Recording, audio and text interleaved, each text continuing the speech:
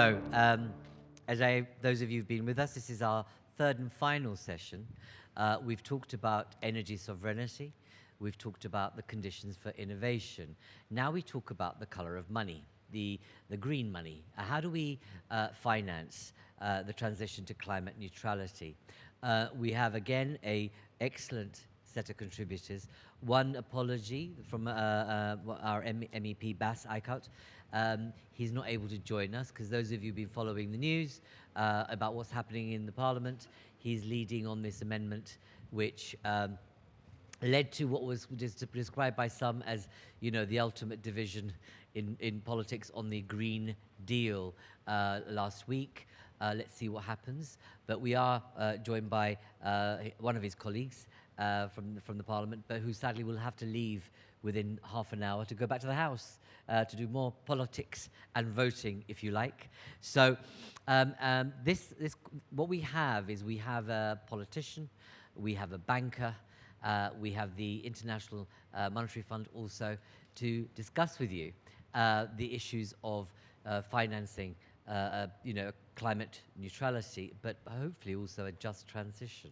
So, first and foremost, I'm going to go to Ismail. Ismail, thank you for joining us. I know that you need to leave fairly soon. You're the rapporteur for alternative fuels, infrastructure regulation, and the Parliament.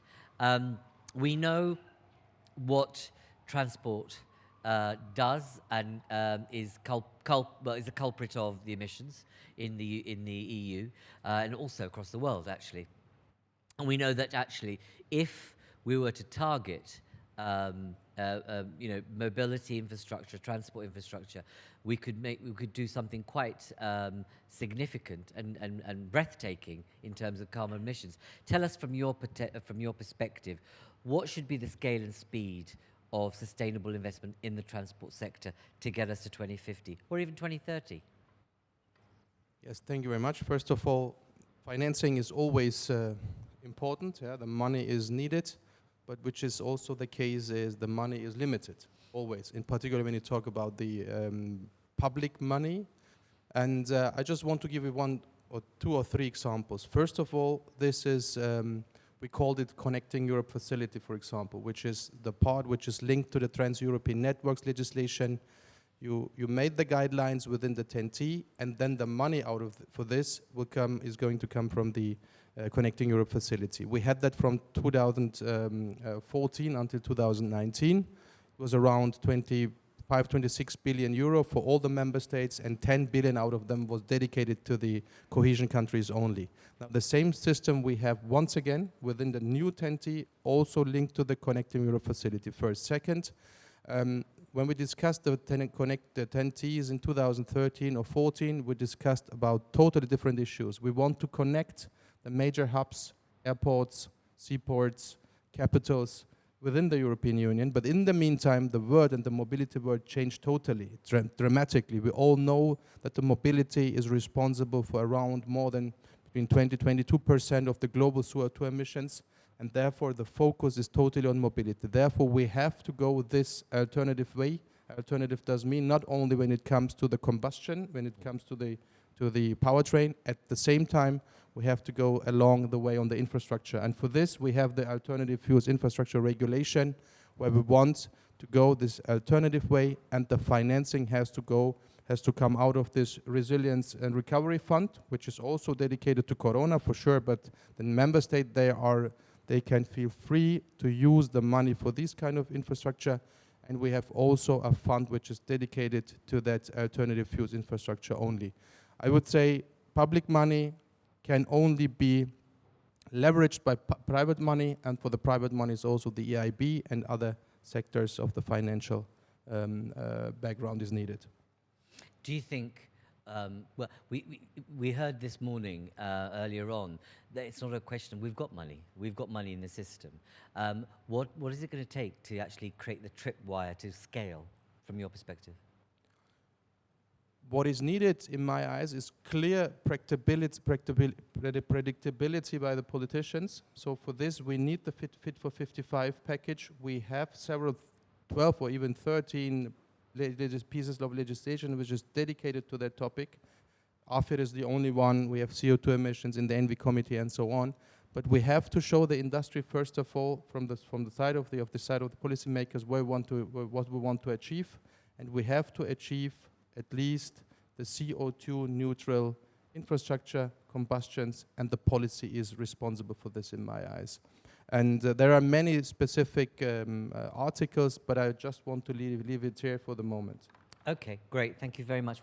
I'm sure there'll be questions in relation to what you've just said. I'm going to move to IPCC again. We have another representative. We have a lead author on buildings. Yamina, thank you very much for joining us. Very pleased to have you. Thank you for the invitation. No, thank you for the invitation. No, a real pleasure to have you.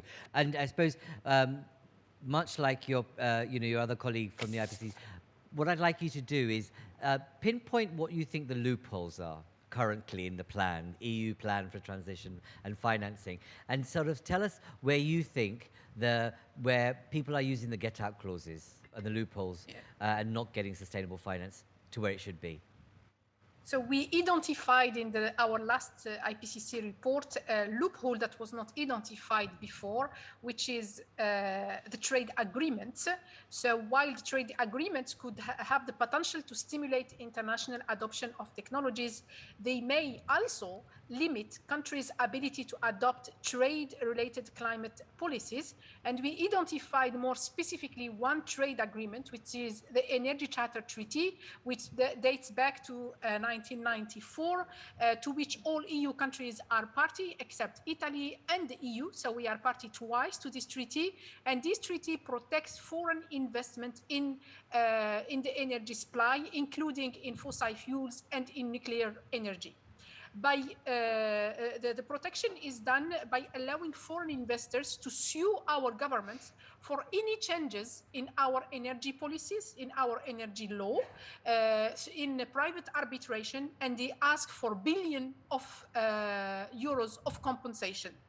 And we identified, the literature now is quite clear that this agreement has a chill effect on adopting ambitious climate policies. So basically, in the case of the EU, we want to be able to implement the Green Deal or the Fit for 55 or the climate neutrality target because of this treaty. And we already have evidence, for example, from Netherlands. When the government started the phase out, put in place the measures to phase out, for an early phase out of coal power plants based on the ruling of the Dutch court.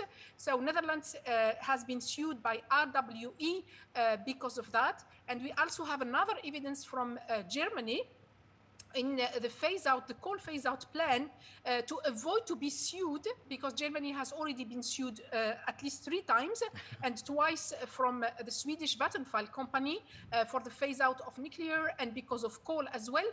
So to avoid to be sued again, so the German government negotiated upfront. He has decided to give more than 4 billion to 2 coal owners of coal power plants to avoid to be sued in private arbitration. And in the first panel, you were discussing about our energy sovereignty. And basically, when we are party to the Energy Charter Treaty, and all our countries are party except Italy, as I mentioned earlier, and the EU. So basically, we give upon our energy sovereignty to foreign investors. If I take the example of my country, France, France was in 2017 worked on a law to stop the exploration of fossil fuels. And a Canadian company, Canada is not party to this treaty, but it's easy to use a mailbox with this treaty. A Canadian company sent a warning to the French government about the inclusion of the end of the exploration of fossil fuels, and this was removed from the French law. It did not even went to the parliament, to the French parliament. And what is going to happen now?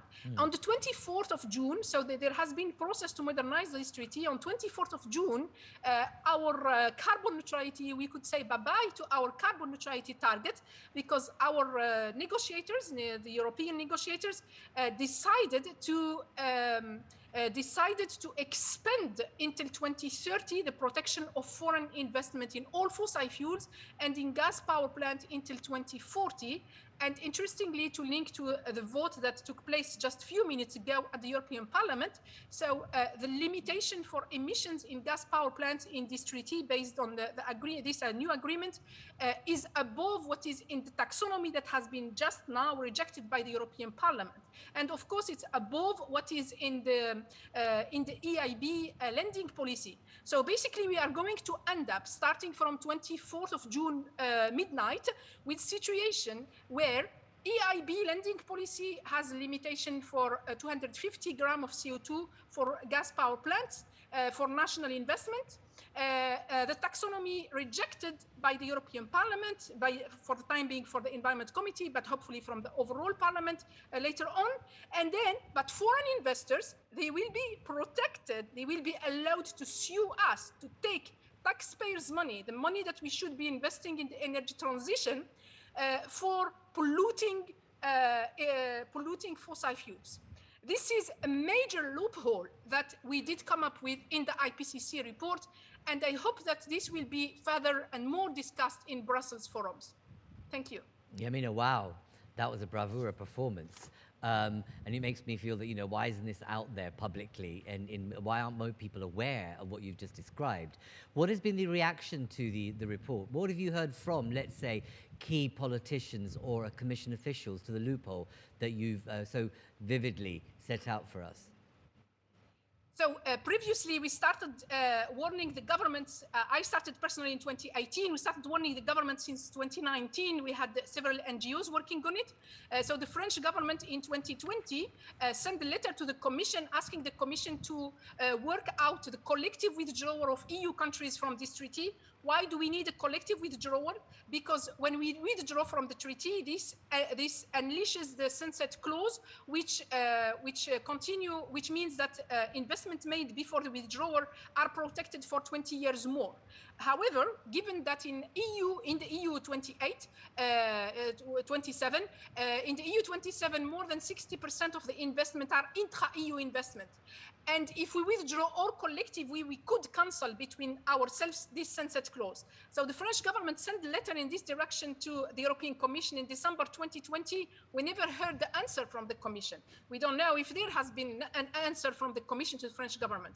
This request from the French government was followed by a letter in February 2021 from the Spanish government, which is the government that has been the most sued because of changes in incentives in renewables. Because, I told you, you lose the sovereignty on your energy policies. If you change the incentives, you will be sued.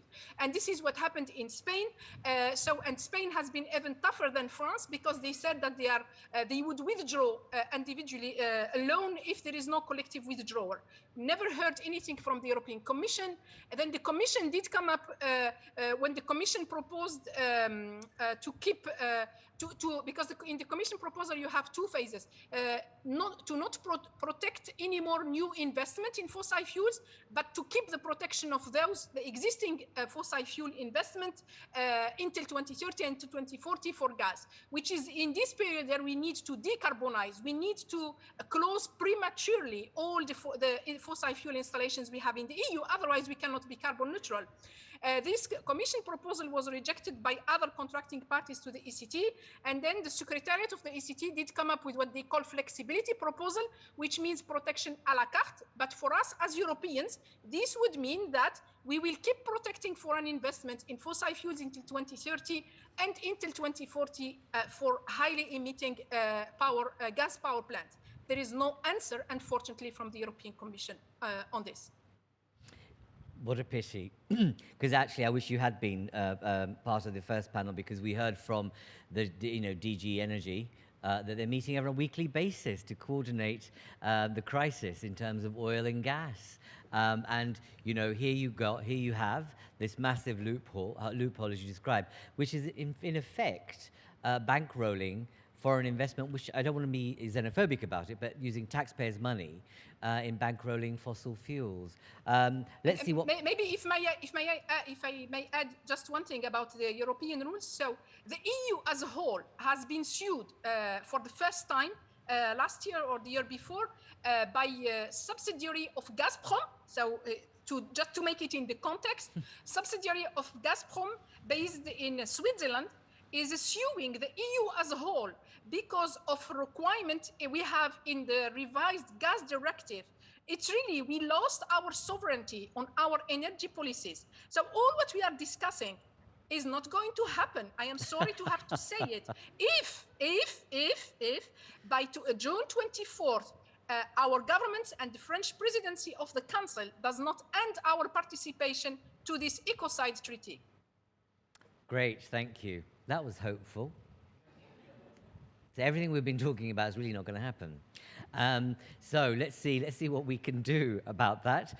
I'm sure that there is obviously minds focused on this, but we certainly didn't hear that this morning from the head of cabinet for Timmermans or the Director General of Energy, let alone some of the others. So it's a bit shocking that that elephant in the room was not exposed. However, let's see what we can do. Let's move to, before I open up to Q&A, we have a major company. I'm really pleased that we have Xavier here, Chief Financial Officer at EDF Group.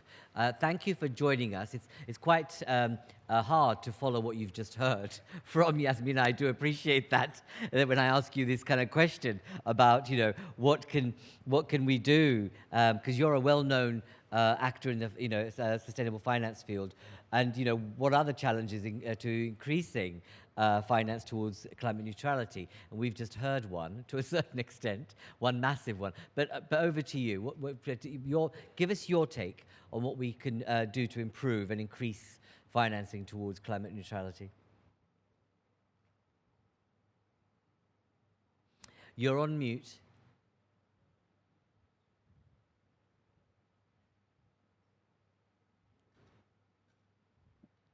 Is it better? That's better. Okay, great. So thank you for inviting me, and very happy to be with you this morning. I think there are at least two key points that are needed today. I mean, the first one, of course, is a proper regulation. In particular today, I think it's the right day to insist on the approval of the taxonomy.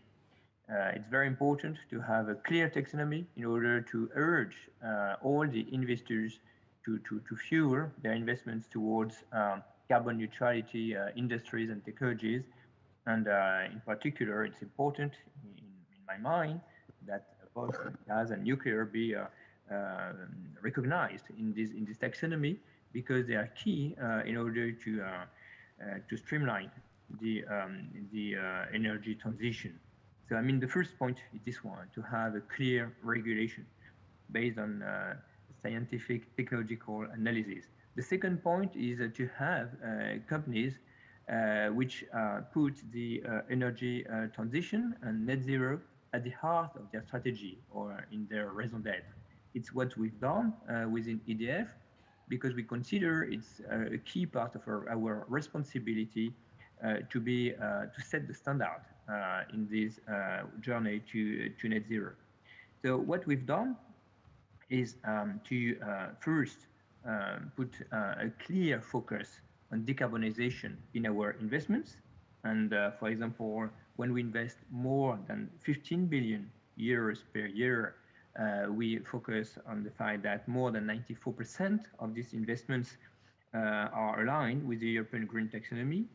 So investment, key. Secondly, financing. I mean, today all the green financing schemes are the heart of our financing strategy, and we have, for example, issued more than 10 billion euros green and social bonds, 9 billion euros of credit lines indexed on ESG KPIs. Or if I just add another example, for example, we issued also 2.5 billion euros convertible bonds, green convertible bonds, 18 months ago, which was the first issue of this type and size ever launched. So investment, financing, Very important also that all the corporates and key corporates integrate their communication towards investors and stakeholders, both on financial and non-financial indicators. And today, as regards EDF, we have always joint communication presenting both financial and non-financial indicators like carbon trajectory, gender mix, etc. Fourth point, we manage the company with KPIs, which are not only financial KPIs, but also ESG KPIs. I said that they are taken into consideration in our investment policy, but they are also taken into consideration in all our business reviews, and I think it's very, very important. And last point, we have integrated all the non-financial criteria in the incentive schemes for the managers.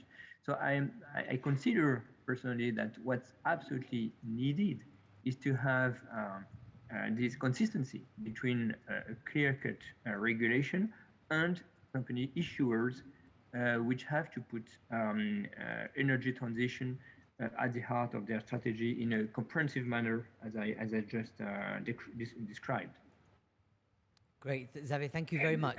That's, you set out a fairly comprehensive approach. It would be good to know if, there's a kind of a ripple effect in terms of peer pressure or peer, amongst other corporate leaders doing the same kind of thing and same kind of. Are you witnessing that amongst some of your corporate, let's say, competitors?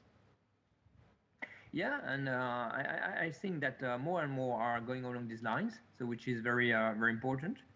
Nevertheless, some of them still think about it because the fact that we do not yet have a clear taxonomy creates some uncertainties, and so it's very important to have also this second pillar in order to help corporates and executives in corporates set their policies on the basis of a very well-established taxonomies. Great, thank you very much. I'm now going to open it up to questions from the floor. Any reactions from you to what you've heard so far? I'm going to take you, Ismail, if I may, before you leave, but on that very powerful contribution from Yamina in terms of, actually, the game's a bogey. That really, this loophole is basically creating a stranglehold on any ambition we might have to move forward in earnest. Or are you all too tired and hot? Okay. Too tired and hot. I'll take it as that. Ismail, can I ask you to reflect on what you've heard in terms of what, apart from you being the rapporteur, you're also a politician in that house. What's your reaction to what you've heard from Yamina? Yes, to be honest, we're dealing in the Transport Committee with more technical issues. The financing is not necessarily our business. Therefore, we have a special committee for this. But what I want to add is, when it comes to the taxonomy, for example, we as politicians and policymakers, we have to decide in the end which is labeled green or not. And that has been said already. And this will be a big discussion, and is a big discussion in the Parliament. So when we want to achieve CO2 neutral European Union, is it really? So the first thing is the taxonomy is necessary, without doubt. So we need the private money. We need a clarity, and if we compare it, for example, I know the number of the TEN-T, first period of the TEN-T from 2014 to 2019, we had around 25 billion euro available, and the need was at least 250 billion euros. It's more, 10 times more. That brought at that time, just as a reminder, Mr. Juncker and come with the Juncker plan. That was also an outcome of this need of additional money on the private sector. We have to leverage it. So we have to give the guarantee for the private sector, the European Commission or assets, or you know what I mean. But in the end, we need the private money. When it comes to the taxonomy, the big discussion here will be, as I said, nuclear and gas. And I don't know what will come out in the end, but I really doubt this, for example, nuclear could become, in the end, green. If you look to the different studies, you see that nuclear even now is far more expensive than the renewable energies. And when I'm not wrong, the EIB, in the beginning of that term, we have given the EIB the clear obligation to invest at least 1/3 of the money has to go into a green investment part. Yeah? So I really doubt that taxonomy with nuclear in will be successful in the parliament. We know there are discussions within the council, but this will be a crucial point, and as a social democrat, I really doubt that nuclear could become a final or good way in order to get to some financing. And what has been said already, it's in the trade committee. For sure, there are many trade agreements, but what we will need in the end is my firm belief, after having spoken with many experts in the last month and weeks, I think we should think about another trade, an energy trade agreement with regions in the world who has far more sun radiation as we have in the European Union. It could be North Africa. At the same time, we forgot that, but also Ukraine, for example, the Odessa region has around 300 days of sun. So I guess we need specifically, this is the crucial point here, specifically and explicitly for the mobility sector, trade agreement for the mobility sector. I'm not talking about industry, I'm not talking about other sectors, but for the mobility, we should get a trade agreement for energy, renewable energy. If we wait an overall trade agreement, it will not be finalized. We all know that the trade agreements, you need a broad majority, you need the national member states parliaments for this. It will take a long time.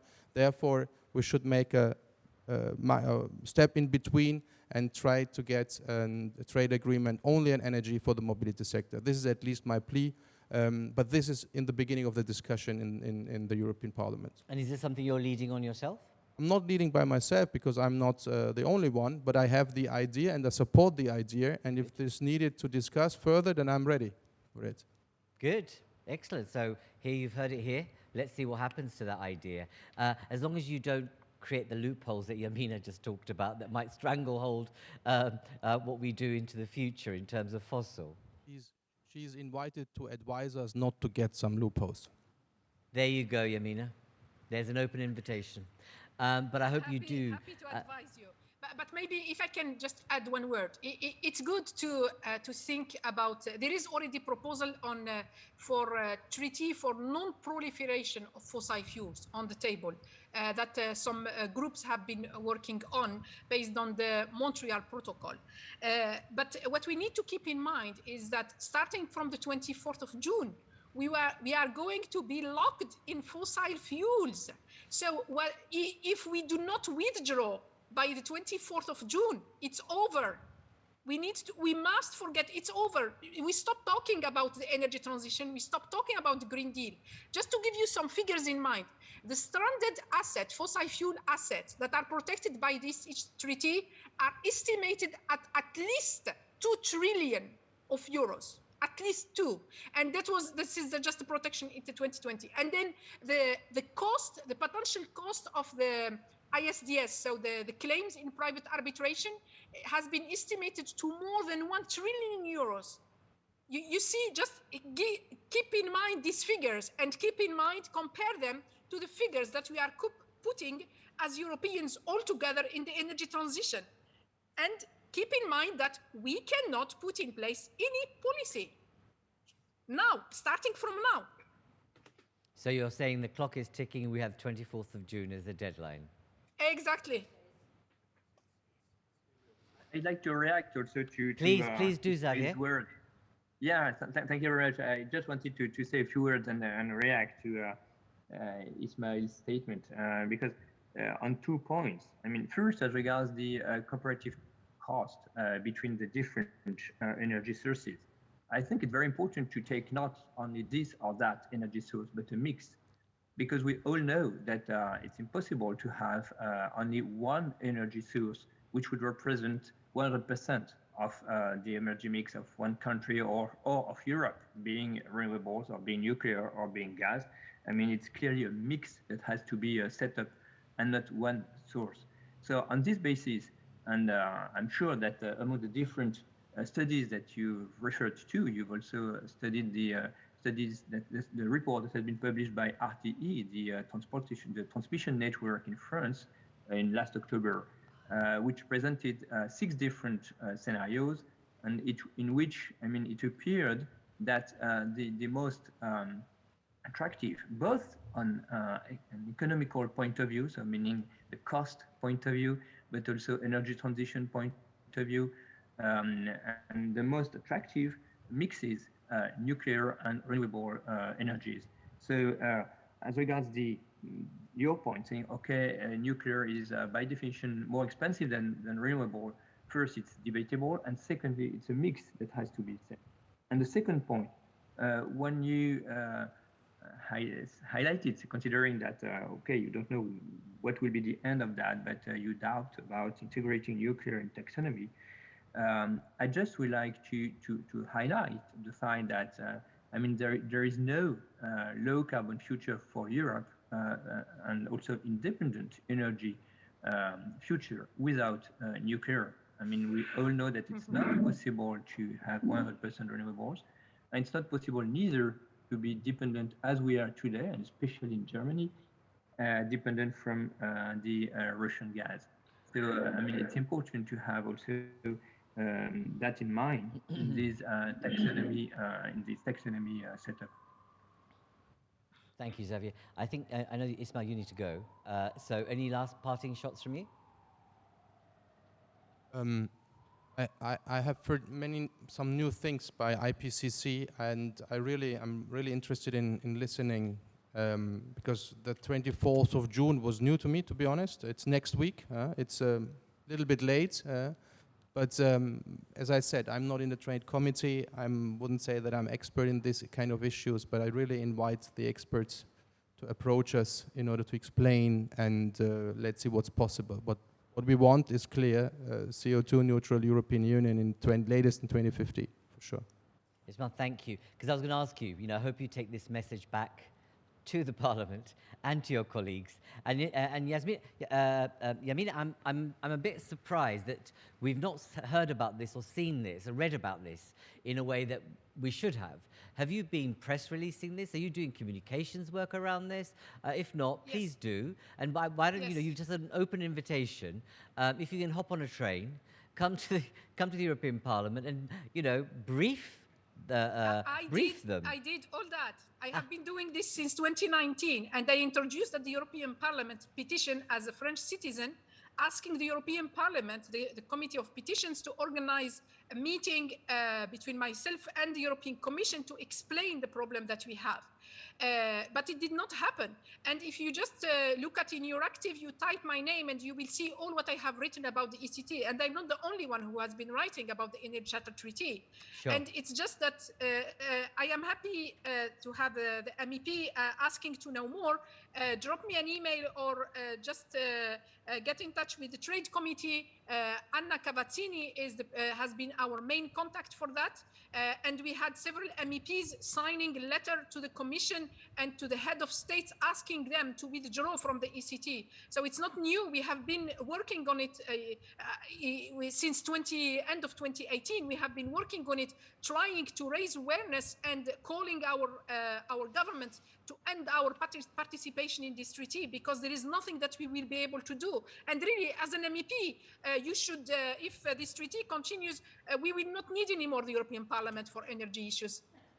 Nor the French Parliament or the German Parliament. We don't need any parliament. We need an investor parliament and the foreign investors deciding for our future.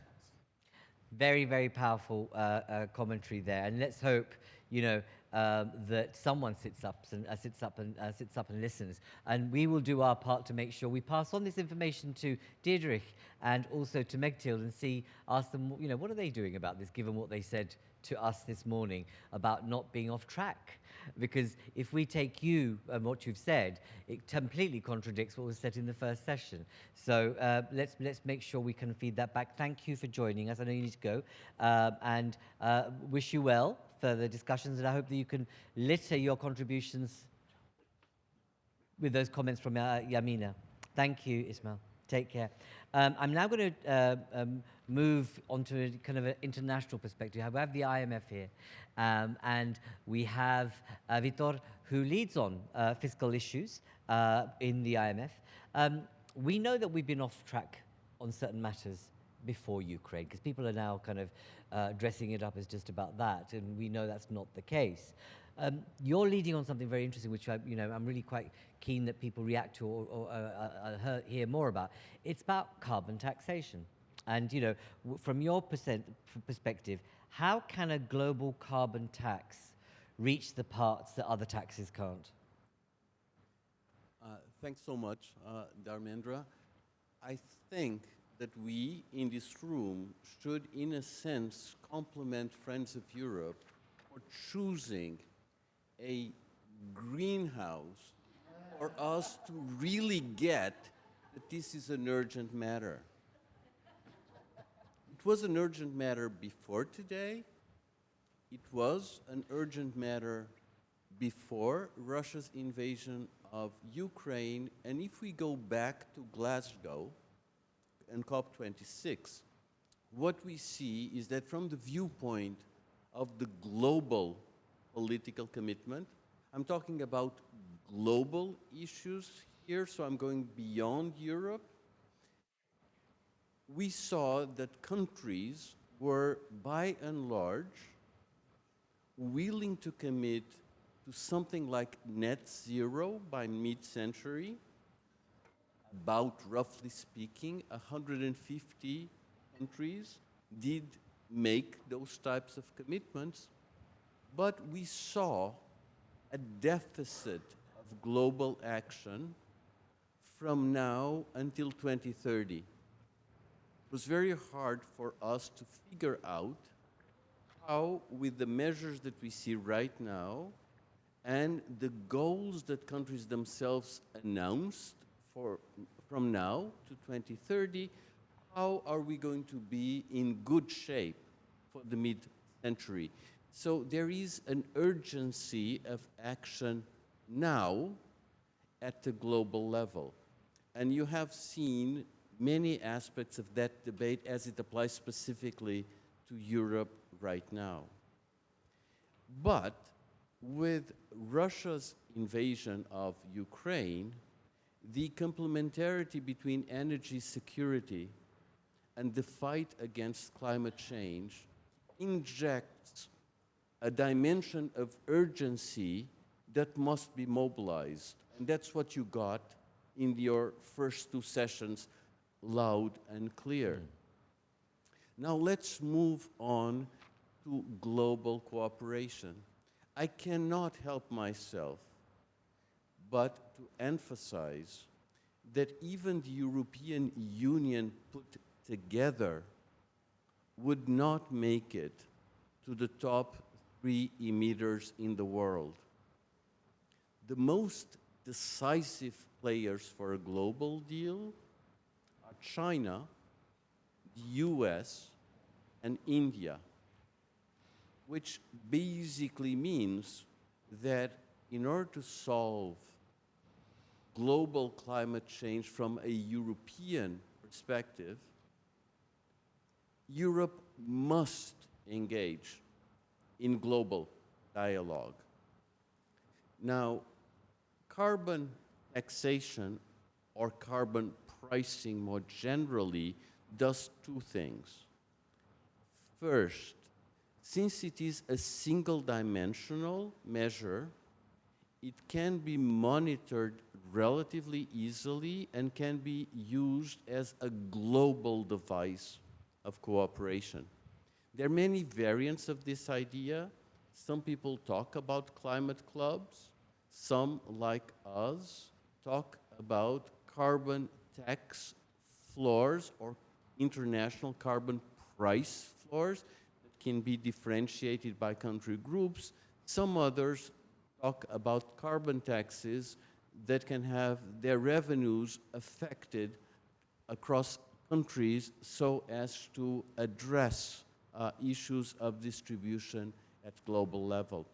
From the viewpoint of finance, the topic of this session, the crucial thing is that carbon taxation gives rise to revenues that can be used in a precious way to support very worthwhile goals.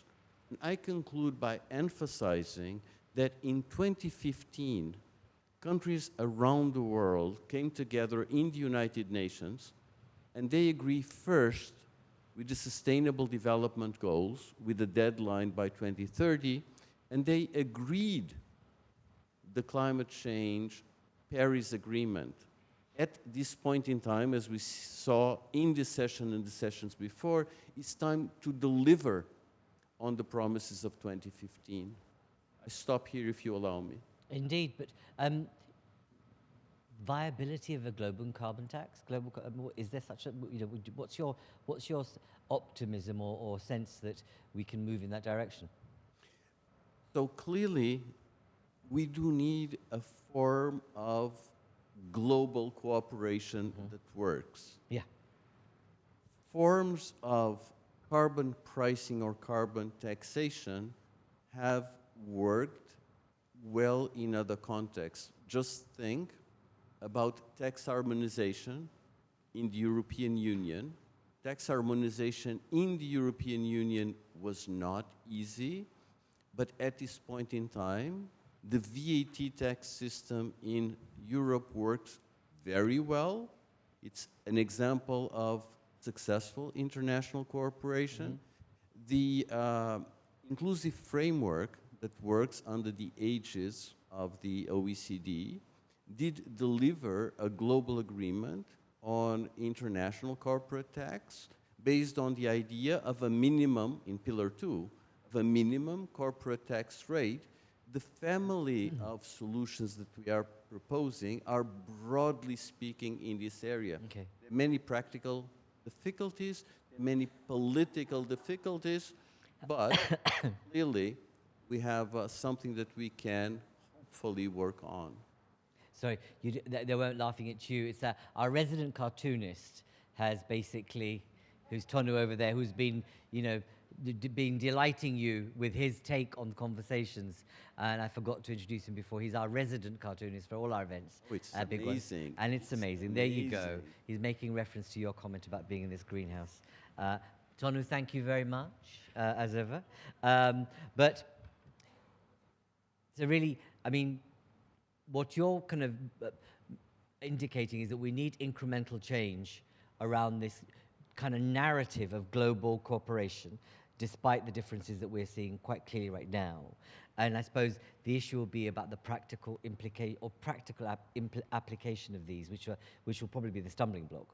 No, absolutely. It's about the practical application. It's not about the conceptual conversation. Okay. It's about making it happen and making it deliver. That's urgent because we cannot miss the 2030 meeting point. Yep. Victor, thank you very much. Last but not least, Constance. A lot of references to your work at the EIB. Are we losing the direction of sustainable finance? Thanks, and it's great to be back in tropical Brussels. One thing you made us do is rolling up our sleeves, for this session. What I would like to do is to take your question broadly, also within the context of the of this summit, climate and energy, and I would also like to emphasize the role of the European Investment Bank. As you may know, we are the EU bank. We're owned by the EU member states. We are the EU climate bank, but we're really a long-term financier. So the long term, I think, is important in the perspective also that we take. When you talk about direction of travel, for us it's very clear, and I think we've heard it a number of times today. It's net zero by 2050. And we also know that in the interim, 2030, we have a few targets to meet. It's not about pledges, commitments. It's about delivery. Otherwise, we won't get there. We know that if we want to make these commitments, we got to move to renewable energy. I don't think there's any way around it when you talk to the scientists. But we also know that this is an intermittent or a variable source. The sun is not always shining, although today we wished for 5 minutes for not. But and the wind isn't always blowing. So we do need other sources. We need to look at hydrogen. What we talked about today. We have to become really better at storage. And we have to also, continue to look what we can do further on carbon capture, just to mention, a few other things that we will need to do.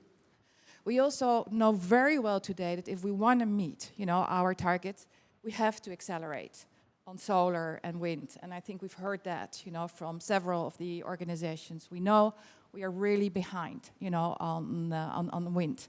So there are a few, issues that we really need to fix.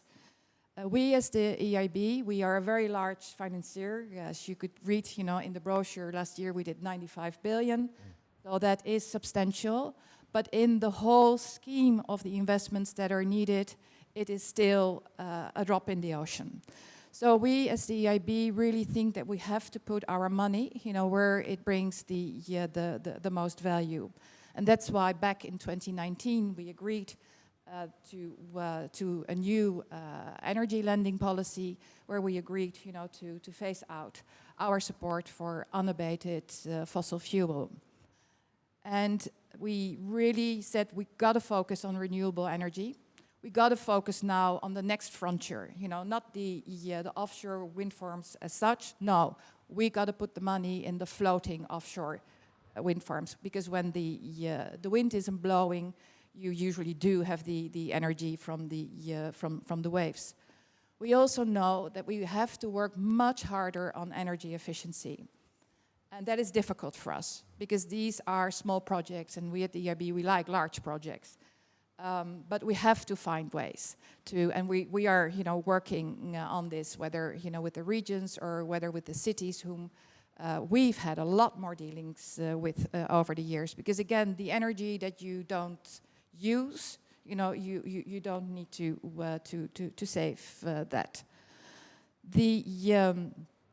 And we have to look at issues like demand, which was, mentioned this morning. We talked about consumers, then we had the wave of prosumers, with our solar roofs and, linking it to the grid. I think the latest one is flexumers. We got to really understand, when we need to take the energy from the grid, when it is available, become much better at that. And the last point I want to make is about the grids, indeed. The infrastructure. We know that the investment gap is huge, so we as the EIB, have really put that as a priority. We took a further commitment in 2020, namely to dedicate at least 50% of our financing to climate action and to environmental sustainability. And that is a task, to be able to consistently, do that. And that's why we're also pushing, very hard on making sure that we have the policy enabling, environment to make sure that we have these, bankable projects. I don't think anything frames the mind, from industry as to their investments when they know that there are certain targets out there to be met. So that's, I think, in a part, another important commitment that we made. And we did that as the group, so as the bank, but also as the European Investment Fund. We also said, well, we cannot do 50% of green financing and then not look at what the rest of our portfolio is doing. So we were the first multilateral development bank who took the commitment to Paris align our lending. And we further set out our ambitions in the climate bank roadmap that we are implementing. Yet again, taking, it sounds on paper very easy, but I can tell you it's not. We made a huge shift as the EIB to not only look at the projects that a corporate, is promoting, with us, because we thought there's actually really no merit in just financing that, single green project if we do not know what the company is doing as a whole. So what, near net zero carbon pathways they basically are pursuing. So we're doing quite a lot of work with the Science-Based Targets Initiative. We're looking at the sector's pathways. And we really believe that also innovation is going to be quite critical. And here I'm not only talking about technology, innovation. We really know that we have to look at basically systems innovation. We have to look, at different business models, and we have to review how we can better partner. And it's great to be in discussions with the World Resources Institute, how they can help us, for example, to aggregate small projects, so they come to a sum that we, as the EIB can finance, and we're doing the same work, whether with the Gates Foundation. I really think that's very important. We issue bonds. We get our money from the global capital markets, and as the EIB, we pioneered actually the green bonds back in 2007. And we actually broadened these in 2018 to sustainability awareness bonds, to be able to go to the other areas of climate and environment, to, for example, health issues, of course, driven by the pandemic. We wanted to make sure, that we could support African countries like Morocco to basically strengthen their healthcare system. And we have been, growing that market. Where it's now, we started many years back, where it was a tiny part of the EIB funding to some 23%, and we're clearly, working on getting that further up.